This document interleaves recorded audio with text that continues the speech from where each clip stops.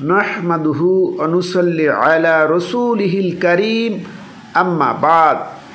আসসালামু আলাইকুম রাহমাতুল্লাহ।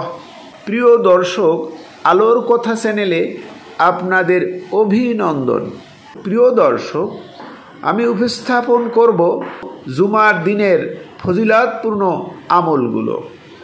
সপ্তাহের সবচেয়ে গুরুত্বপূর্ণ দিন জুমাবার। মুমিনের জীবনে দিনটি বেশ তাৎপর্যপূর্ণ। পবিত্র কোরআনুল কারিমে আল্লাহ তাআলা এ দিনের নামে স্বতন্ত্র একটি সূরা অবতীর্ণ করেছেন। জুমার আজানের সঙ্গে সঙ্গে দুনিয়ার যাবতীয় কাজকর্ম ত্যাগ করে তার দরবারে হাজির হওয়ার নির্দেশ দিয়েছেন। হাদিসে এ দিনের বিশেষ কিছু আমলের কথা বর্ণিত হয়েছে। রাসূল পাক সাল্লাল্লাহু আলাইহি ওয়াসাল্লাম ইরশাদ করেন, যে ব্যক্তি জুমার দিন গোসল করে, উত্তম পোশাক পরিধান করে এবং সুগন্ধি ব্যবহার করে যদি তার কাছে থাকে, তারপর জুমার নামাজে আসে এবং অন্য মুসল্লিদের গায়ের উপর দিয়ে টপকে সামনের দিকে না যায়, নির্ধারিত নামাজ আদায় করে তারপর ইমাম খুতবার জন্য বের হওয়ার পর থেকে সালাম পর্যন্ত চুপ থাকে, তাহলে তার এই আমল পূর্ববর্তী জুমার দিন থেকে পরের জুমা পর্যন্ত সব সগীরা গুনার জন্য কাফফারা হবে। আবু দাউদ 343। জুমার দিন আজানের পর বেচাকেনা বন্ধ রাখা গুরুত্বপূর্ণ আমল। আল্লাহ তাআলা ইরশাদ করেন যে মুমিনেরা জুমার দিনে যখন নামাজের আজান দেওয়া হয় তখন তোমরা আল্লাহর স্মরণে দ্রুত ছুটে যাও এবং বেচাকেনা বন্ধ করো, এটা তোমাদের জন্য উত্তম যদি তোমরা বোঝো। সূরা জুমআ। জুমার দিনের জন্য আগে আগে মসজিদে যাওয়া ফজিলতপূর্ণ কাজ। রাসূল পাক সাল্লাল্লাহু আলাইহি ওয়াসাল্লাম বলেছেন, জুমার দিন মসজিদের দরজায় ফেরেশতারা অবস্থান করেন এবং ক্রমানুসারে আগে আগমনকারীদের নাম লিখতে থাকেন। যে সবার আগে আসে সে একটি মোটা তাজা উট কোরবানি করার সওয়াব পায় এবং এরপর যে আসে সে একটি গাভী কোরবানি করার সওয়াব পায়। এরপর আগমনকারী মুরগি দানকারীর সওয়াব পায়।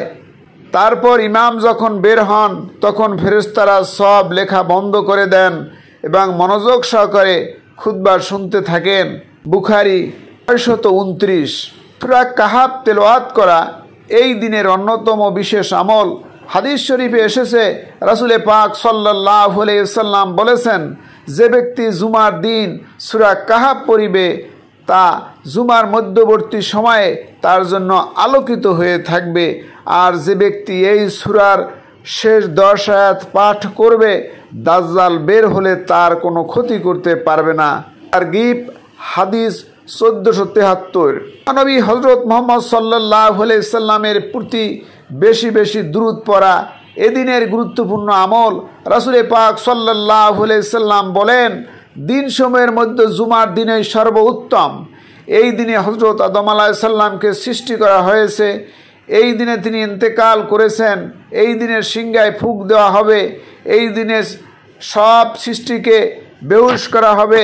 অতএব তোমরা এই দিনে আমার উপর অধিক পরিমাণে দুরূদ পাঠ করো, কেননা তোমাদের দুরূদ আমার সামনে পেশ করা হয়ে থাকে। আবু দাউদ 1047। আল্লাহর দরবারে দোয়া ও ক্ষমা প্রার্থনায় মগ্ন হওয়া জুমার দিনের গুরুত্বপূর্ণ আমল।